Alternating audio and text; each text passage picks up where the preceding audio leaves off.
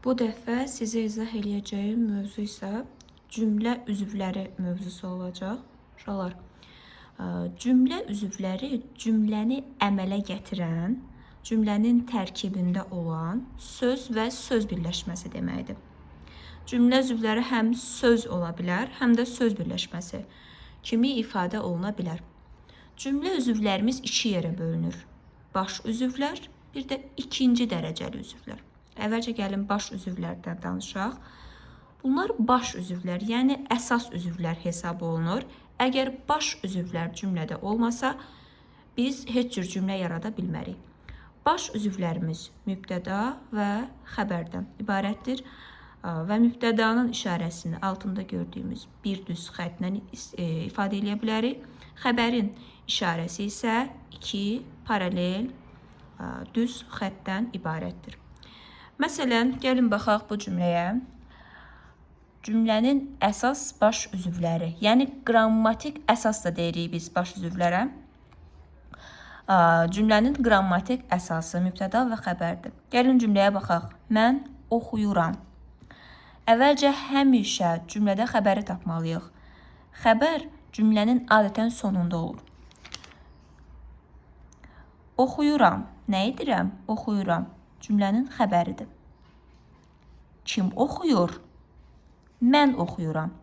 İşi görən həmişə mübtəda olur. Görülən işi isə xəbəri ifadə edir. Xəbər olur. Və yaxud da gəlin aşağıdakı cümləyə baxaq. O danışır. Hərəkət, görülən iş nədir? Danışır. Danışır olacaq bizim xəbərimiz. Nə edir? Danışır. Altından paralel düz xətt çəkirəm. Kim danışır? İşi görən kimdir? Danışan kimdirsə, o olur bizim mübtədamız. O danışır. Mübtədanın da altından bir düz xətt çəkirəm. Beləliklə, mən cümlənin baş üzvlərini, yəni mübtədasını və xəbərini tapmış oluram. Bir daha təkrar edirəm. Cümlənin baş üzvlərinə, yəni mübtədasına və xəbərinə biz deyirik cümlənin qrammatik əsası. Bu məlumatda yadda saxlayaq. Gəlirəm cümlənin ikinci dərəcəli üzvlərinə. Cümlənin ikinci dərəcəli üzvləri cümləni genişləndirmək üçün, daha mənalı, daha ifadəli göstərmək üçün istifadə olunur, cümləyə artırılır. Məsələn, mən cümləni yalnız mübtəda və xəbərdən ibarət götürdümsə burada, mən oxuyuram kimi ifadə elədimsə, gəlin bu cümləni genişləndirək. Mən kitabxanada kitabı həvəslə oxuyuram. Cümləni daha geniş, daha mənalı ifadə elədim. Yenə də mən cümlənin mübtədasını və xəbərini tapıram. Oxuyuram. Kim? Mən. Mən mübtədamız, oxuyuram xəbərimiz. Hər zaman birinci xəbəri tapmaq lazımdır. Xəbərə sual verə-verə mübtədanı və digər cümlə üzvlərini tapmaq lazımdır.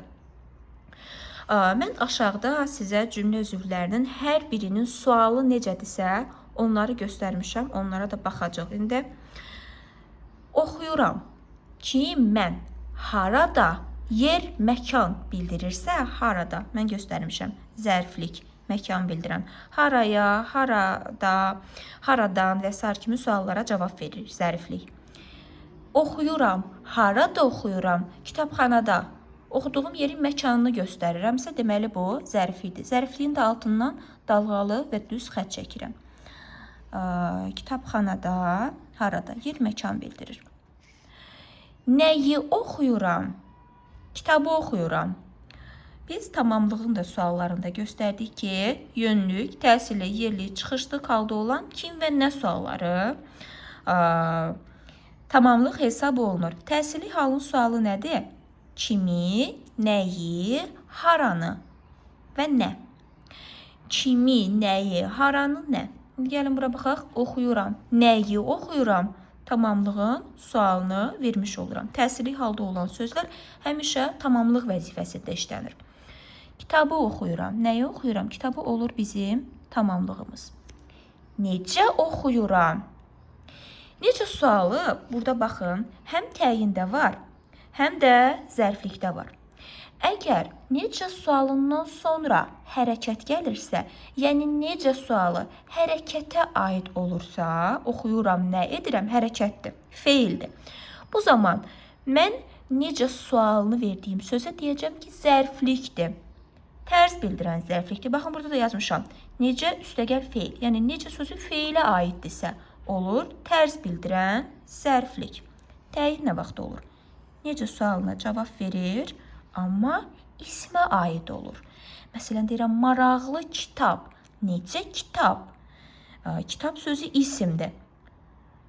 Onda maraqlı sözü təyin olacaq. Qaydaq cümləyə.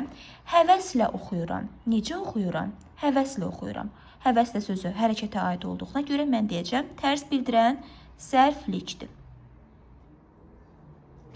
İkinci cümləyə gəlin baxaq. O danışır. Mübtəda və xəbərdən ibarət olan bir cümlədir.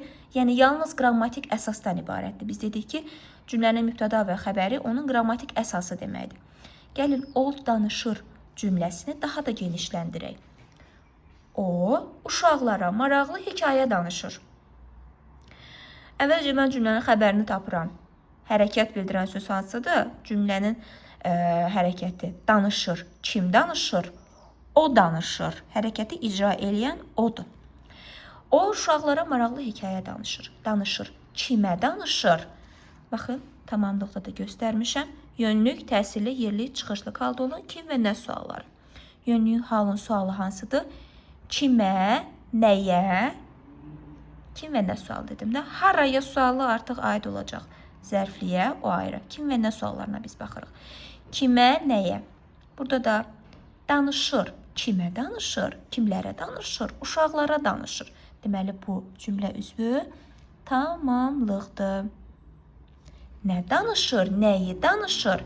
Hekayə danışır. Əvvəl izah elədiyimiz kimi təsirli halda olan sözdür. Hekayə sözü hekayəni danışır. Təsirli halda olan söz hesab edirik bunu. Tamamlıq vəzifəsində götürürük. Necə hekayə danışır? Baxın, təyin mövzusunda izah elədim. Bayaq təyindən danışanda təyin necə, nə cür, hansı, neçə, nə qədər, neçənci suallarından birinə cavab verir. Və özündən sonra isim gəlməlidir. Əgər isim gələrsə təyin olur. Baxın, hekayə sözü isimdir. Maraqlı sözü hekayə sözünə aiddir. Maraqlı hekayə. Necə hekayə? Maraqlı sözü isim ismə aid olduğuna görə və özü də necə sualına cavab verdiyinə görə mən deyəcəm ki, burada maraqlı sözü təyindir. Həvəslə sözdə necə sualına cavab verdi? Maraqlı sözdə necə sualına cavab verdi? Mən niyə həvəslənən zərflik maraqlı sözünü təyin götürdüm? Çünki həvəslə sözü hərəkətə aiddir, feilə aiddir. Maraqlı sözü isə ismə aiddir. Maraqlı sözü hekayə sözünə, həvəslə sözü oxuyuram sözünə aiddir. Ona görə də mən həvəslə və maraqlı sözlərinin birini zərflik, digərini isə təyin kimi götürdüm. Gəlin, cümlə üzvlərinin suallarına bir də nəzər yetirək. Mübtədanın sualı hər zaman kim, nə, hara olacaq. Başqa heç bir sualı yoxdur bu üç sualdan başqa. Xəbərin sualı cümlənin sonunda gəlir. Xəbəri tapmaq daha rahatdır biz üçün. Kimdir, nədir, haradır, kimə, nə etdi, nə edəcək, nə etmişdir, nə edib və sair suallara cavab verə bilər. Tamamlığın sualı ümumiyyətlə kim və nə sualları yönlü, təsirli, yerli, çıxışlı haldadırsa, kimə, nəyə, kimi, nəyi, haranı, kimdən, nədə, kimdən, nədən sualları tamamlığın sualına aid olur. Əlavə olaraq kim haqqında, nə haqqında, kim barəsində, nə barəsində sualları da biz tamamlıq kimi götürə bilərik. Mən isim haqqında uşaqlara məlumat verdim. Nə haqqında məlumat verdim? İsim haqqında. Burada isim haqqında olacaq tamamlığımız. Çünki nə haqqında sualına cavab verir. Təyinin sualları sifət və sayın suallarıdır. Necə, nə cür, hansı sifətin suallarıdır. Neçə, nə qədər, neçənci sayın suallarıdır. Bircə şərtimiz odur ki, təyin özündən sonra isim tələb eləsin. Təyindən sonra isim gəlsin. Sonuncu cümlə üzvümüz zərflikdir. Zərfliyimiz zərfin məna növlərinə uyğun olaraq müxtəlif suallara cavab verir. Bizim zərf mövzumuzda da keçdiyimiz kimi zərf zaman bildirirdi, məkan bildirirdi, yəni yer bildirirdi, tərz bildirirdi, miqdar bildirirdi. Zərfliyi də eyni mənaları ifadə eləyəcək. Zaman bildirəndə nə zaman, haçan sualına cavab verəcək. Yer, məkan bildirəndə harda, haraya, haradan suallarına cavab verəcək. Tərz bildirəndə özündən sonra feil gəlməlidir. Necə, nə cür suallarına cavab verəcək.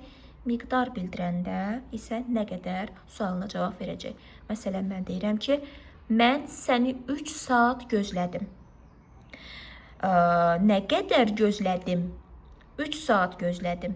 Nə qədər sualına cavab verir və gözlədim sözünə feilə aiddirsə, nümunəmiz bu zaman olacaq miqdar bildirən zərflik. Bir də səbəb bildirərsə, nə üçün sualına cavab verərsə, bu zaman da zərflik kimi biz cümlə üzvünü götürürük, işarələyirik.